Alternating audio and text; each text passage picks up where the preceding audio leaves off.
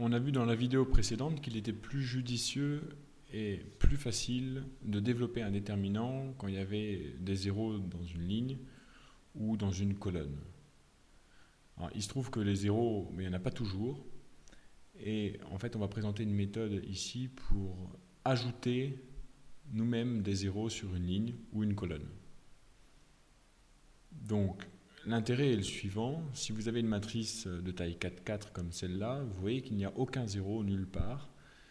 Et donc, développer un déterminant de cette taille directement va amener à 4 déterminants de taille 3,3 qui eux-mêmes vont amener à 3 déterminants de taille 2,2 chacun, et ça va donner beaucoup de calculs.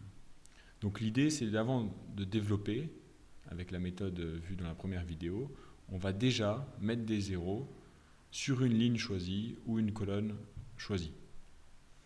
Donc pour illustrer ça, je vais regarder sur un exemple de taille 3,3.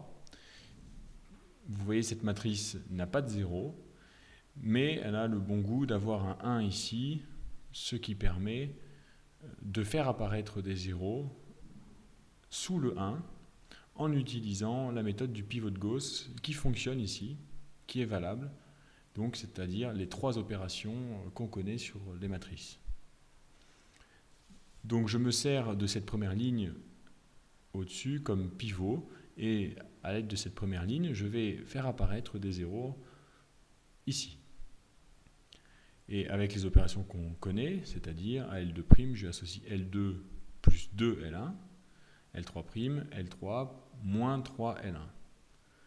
Et bien sûr, ces opérations se font sur toute la ligne. Et une fois que j'ai fait ça, c'est un gros travail, et c'est une grosse aide pour la suite, parce que ça m'a donné 2 zéros sur une même colonne, et donc je peux développer mon déterminant par rapport à la première colonne. Et en développant par rapport à la première colonne, j'ai le coefficient 1 qui sort, précédé d'un signe positif, puisque c'est le premier coefficient, et en facteur, un déterminant de taille 2,2 obtenu en ayant caché la première ligne et la première colonne. Alors normalement, dans le développement usuel, il sort aussi 0 fois un autre déterminant de taille 2,2 plus, encore une fois, 0 fois un autre déterminant de taille 2,2, mais bien sûr, tous ces déterminants, tous ces termes sont nuls, donc n'apparaissent pas dans le développement. Donc, en partant d'un déterminant 3,3, je fais 2 opérations qui me permettent de mettre 2 zéros, mais qui m'économisent 2 autres termes dans mon développement. Et ensuite, j'utilise la formule des déterminants de 2, qui est bien connue. Alors, si je reviens avec mon premier exemple, ici, c'est un déterminant de taille 4 qui n'a pas de zéro. Et donc, l'idée, ça va être encore une fois de faire apparaître des zéros quelque part. Alors, le but, c'est de choisir une ligne ou une colonne. Ici, le choix est assez arbitraire puisqu'il n'y a aucun zéro. Donc, je vais choisir la première colonne. Et je remarque que le chiffre 2 ici, il est plutôt agréable pour mettre des zéros sur ces éléments-là. Si je le prends donc comme pivot, je peux effectuer des opérations élémentaires comme ceci pour mettre 3 zéros sur la première colonne. Donc bien sûr, toutes les lignes changent en conséquence. Et une fois que j'ai fait ça, je peux déjà développer mon déterminant par rapport à cette première colonne.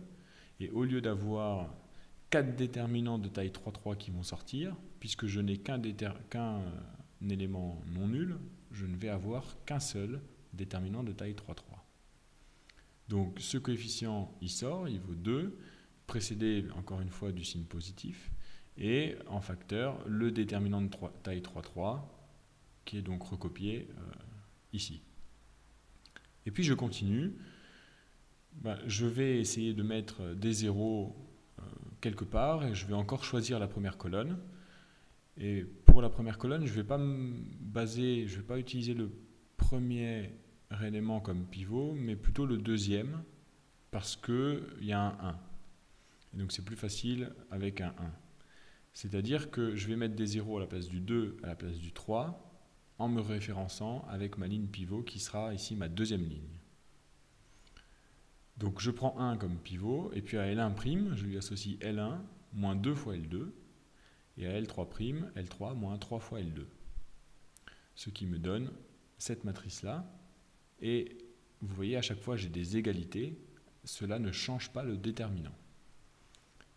Donc je recopie ce que j'ai obtenu, et mon grand déterminant est égal à ça. Et puis maintenant, comme j'ai 2 zéros sur la première colonne, je vais développer par rapport à cette première colonne, et il va me sortir plus qu'un seul déterminant de taille de 2 au lieu de 3. Donc le coefficient 1 sort, précédé du signe moins, alors moins parce qu'on est dans une position où il y a un signe moins, si je regarde la matrice des signes, et en facteur, le déterminant de 2 obtenu en ayant caché la ligne correspondant à 1 et la colonne correspondant à 1. Et donc, j'utilise maintenant les opérations sur les déterminants de taille de 2 que je connais et j'obtiens ce résultat.